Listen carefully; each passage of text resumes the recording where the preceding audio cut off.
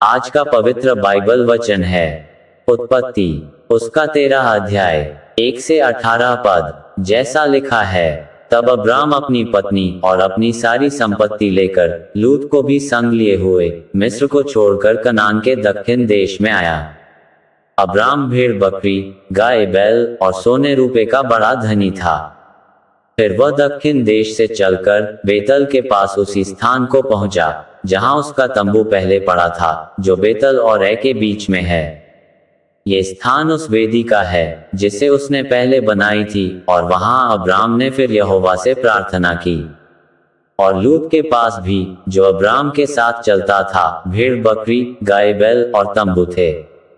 सो उस देश में उन दोनों की समाई न हो सकी कि वे इकट्ठे रहें, क्योंकि उनके पास बहुत धन था, इसलिए वे इकट्ठे न रह सके।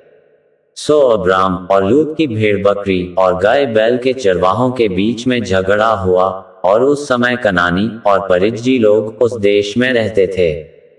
तब अब्राम लूत से कहने लगा, मेरे और तेरे बीच और मेरे और तेरे चरवाहों के बीच में झगड़ा न होने पाए, क्योंकि हम लोग भाई बंधु हैं। क्या सारा देश तेरे सामने नहीं? सो मुझसे अलग हो। यदि तू बाईं ओर जाए तो मैं दाहिनी ओर जाऊंगा, और यदि तू दाहिनी ओर जाए तो मैं बाईं ओर जाऊंगा। तब लूत ने आंख उठाकर यरदन नदी के पास वाली सारी तराई को देखा कि वह सब सिंची हुई है। जब तक यहोवा ने सदोम और अमोरा को नाश न किया था, तब तक सोअ के मार्ग तक वह तराई यहोवा की बाटिका और मिस्र देश के समान उपजाऊ थी।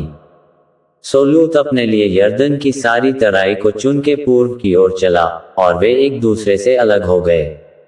अब्राम तो कनान देश में रहा, पर लूत उस तराई के नगरों में रहने लगा, और अपना तंबू सदोम के निकट खड़ा किया।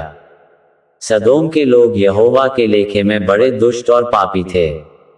जब लूत अब्राम से अलग हो गया, तब उसके पश्चात यहोवा ने अब्राम से कहा, आंख उठाकर जिस स्थान पर तू है वहां से उत्तर दक्षिण पूर्व पश्चिम चारों ओर दृष्टि कर, क्योंकि जितनी भूमि तुझे दिखाई देती है उस सबको मैं तुझे और तेरे वंश को युग युग के लिए दूंगा। और मैं तेरे वंश को पृथ्वी की धूल के किनकों की नाई बहुत करूंगा, यहाँ तक कि जो कोई पृथ्वी की धूल के किनकों को गिन सकेगा वही तेरा वंश भी गिन सकेगा। उठ, इस देश की लंबाई और चौड़ाई में चल फिर, क्योंकि मैं उसे तुझी को दूंगा। इसके पश्चात अब्राम अपना तंबू उखाड़कर मामरे के बांजों के बीच जो हेब्रोन में थे जाकर रहने लगा, और वहां भी यहोवा की एक वेदी बनाई। यहाँ तक इस वचन के द्वारा आपको बहुतायत से आशीष मिले। आमीन।